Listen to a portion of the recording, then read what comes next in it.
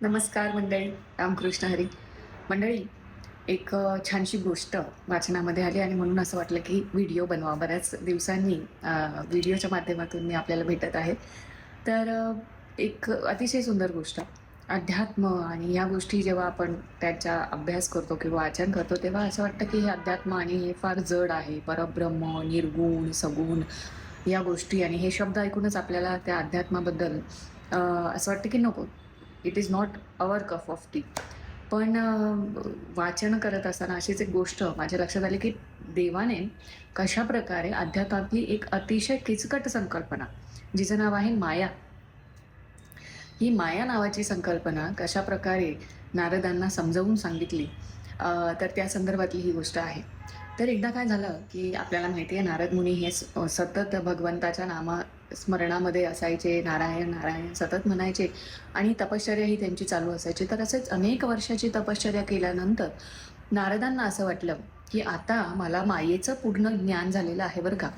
माया म्हणजे काय, सगळं जग हे मायेने व्यापलेलं आहे याचं मला ज्ञान झालेलं आहे आणि आता संपूर्ण ज्ञानप्राप्ती मला झालेली आहे असं त्यांना वाटलं. आणि भगवंता जवळ गेले, विष्णूंजवळ गेले आणि विष्णूंना म्हणाले की देवा, मला मायेचं पूर्णपणे ज्ञान झालेलं आहे बरं का. मला कळालेलं आहे की हे जग सगळं मोहमायेने व्यापलेलं आहे आणि माया कशी असते, काय असते, सगळं काही मला कळालेलं आहे. मग विष्णू म्हणाले, बरं बरं, कुठलंही ज्ञान प्राप्त झालं की माणूस काय व्हायला पाहिजे हो? माणसाने जमिनीवर असलं पाहिजे. परंतु नारदांच्या या बोलण्याने विष्णूजींना कळालं की इथे थोडासा अहंकाराचा दर्प येतो आहे. आणि मग विष्णूजींना कळालं की इथे कुठेतरी थोडंसं रिपेअरिंगची गरज आहे. मग विष्णू काय म्हणाले, बरं नारदा, झालं का ज्ञान मायेचं? बरं बरं, चांगली गोष्ट आहे. आता एक काम करतोस का? माझा ना जरा गळा सुकलाय बरं का, थोडंसं पाणी आणून दे बरं मला. तिकडे नदी आहे, त्या नदीजवळ जा आणि नदीतून थोडंसं पाणी भरून आण बाबा, मला माझी तहान भागव. नारद म्हणाले, बरं देवा. नारदजी गेले आनंदाने आणि मग नदीमध्ये पाणी भरत असताना तिथे एक सुंदर स्त्री नारदांना दिसली बरं का. अतिशय सुंदर, अतिशय देखणी अशी सुंदर स्त्री नारदांना दिसली.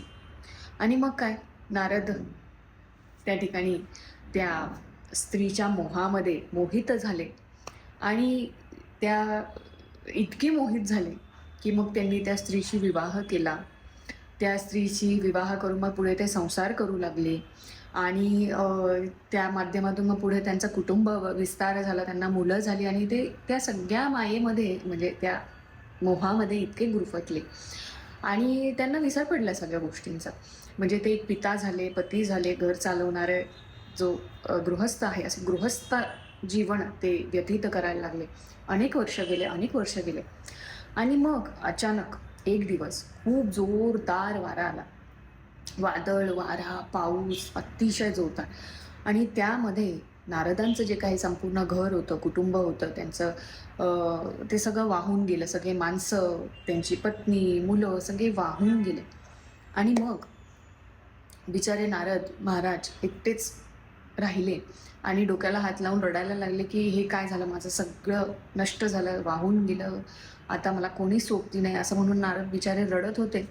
आणि हळूच मागून आवाज आला, नारदा, माझ्या पाण्याचं काय झालं रे?